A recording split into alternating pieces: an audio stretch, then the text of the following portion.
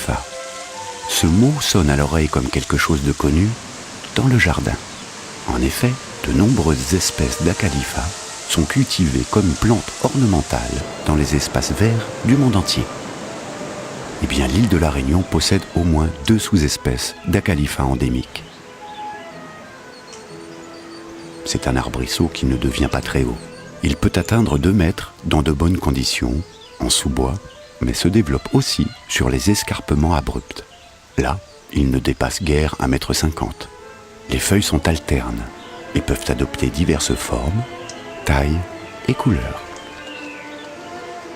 Les feuilles peuvent être vert uni, foncé ou clair, ou vert à marge rouge, ou vert à nervures rouges, ou rouge sur la face inférieure, mais dessous, la nervure est toujours proéminente et sert d'ossature à la feuille.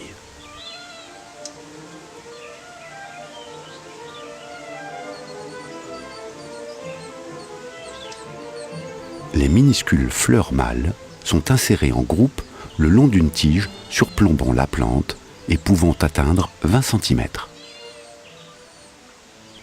Elles s'ouvrent pratiquement toutes en même temps, nombreuses mais sans odeur, sans couleur, sans se faire remarquer, fines et délicates.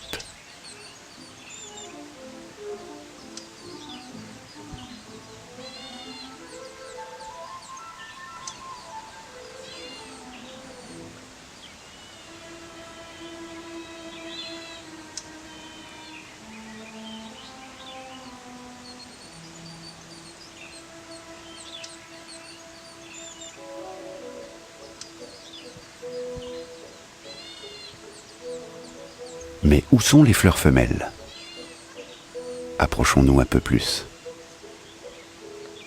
Les voilà, discrètement installées à la base des épis de fleurs mâles. Des petites fleurs femelles sont blotties dans des chatons. Souvent solitaires, elles attendent, postées sous les étamines, que les grains de pollen viennent jusqu'à elles.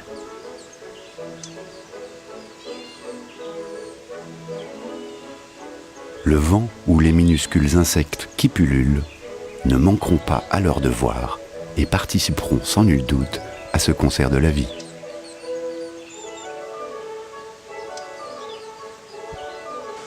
Ainsi, les fines graines s'envoleront et trouveront peut-être, plus loin, une petite place pour germer.